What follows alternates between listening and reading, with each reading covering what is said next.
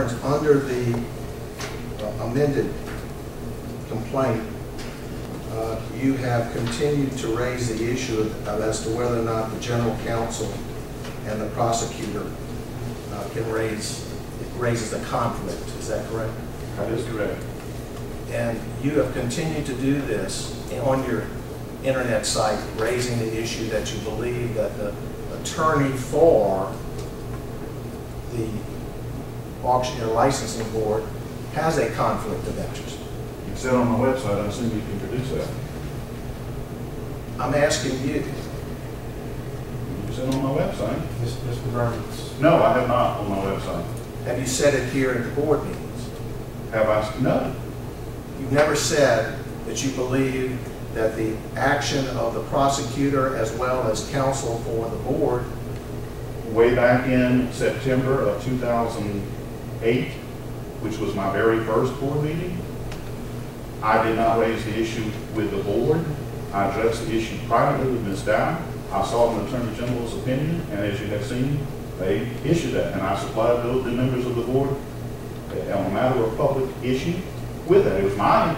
I mean, I even have it, and I'm not giving it to them.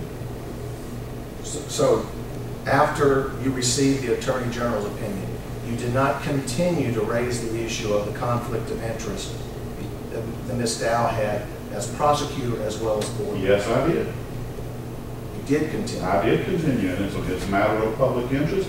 That letter from the Attorney General's office is fraught with litigation, appeals cases that have been as a result of that very setup. I made the suggestion that the board consider that. It was said, my suggestion, I assume the board members still have the email, I do. I said, my suggestion for what it's worth is the board consider this. That's it. It's a matter of public interest. Certainly, I believe I have the right in the First Amendment to express my own opinion for what it's worth. And that was the wording I used in the email, Mr. Bankston. Have you expressed in your opinion to the board members as well, or on your, have you expressed on your website at any time after you received the Attorney General's opinion that you believe that Ms. Dow had a conflict of interest and should not be operating even though you had the Attorney General's opinion?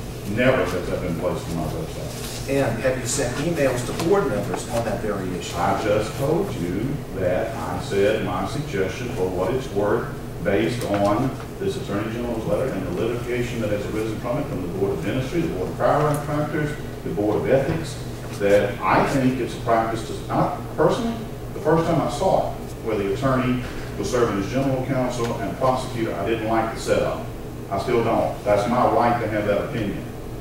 And I'm very strong about it. Now, I made the suggestion, they're free to ignore the suggestion, but to suggest, to infer that I have no right to even bring this issue up, quite frankly, counsel is astounding to me.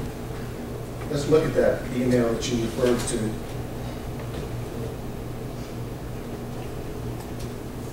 you recall what you said in that email? I said my suggestion for what it's worth is that you separate the two functions. I think we're on number 8. Is that correct? Correct.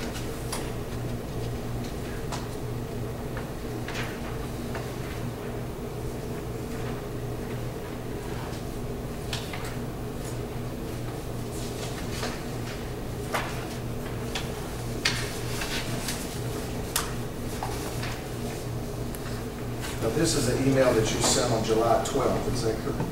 Wow, man.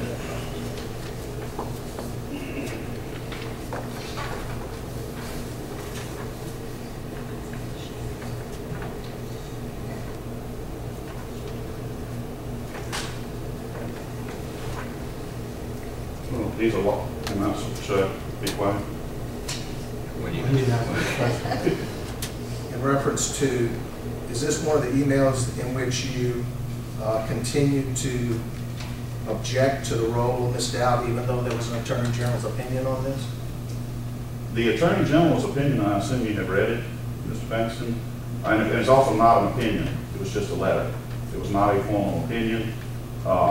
It stated that that practice in and of itself is not a conflict. There were other criteria that would have to be met to permit these situations. My point, and I think I have clearly referenced in here, Board of Dentistry, Chiropractic Board, Board of Ethics, entailing the same attorney serving as both general counsel and prosecuting attorney. And I said, recall, I sent each of you the letter I received from the AG's office on that issue when I was a board member. I'm assuming you don't have that email. That's the one where it said it would be my suggestion for what it's worth. I do have a copy of the Attorney General's opinion. Mr. Burns, in reference to that, you continue to raise an issue about Ms. Dow's conflict of interest, even though you see a opinion that says there's no conflict. That's just argumentative, Your Honor. Is that correct? He can raise that issue when he's addressing his board. That's. I think that's, I'll let this question go. You can answer. I have, as I have said, I guess now for the third or fourth time, this is my opinion. I don't like the setup. While it may be permissible, I think it's going to be difficult for you to deny all these cases came from the Attorney General's office, the Board of Dentistry, the Chiropractic Board of Ethics, the Chiropractic Board and the Board of Ethics. I think it's an open invitation for appeals, quite frankly.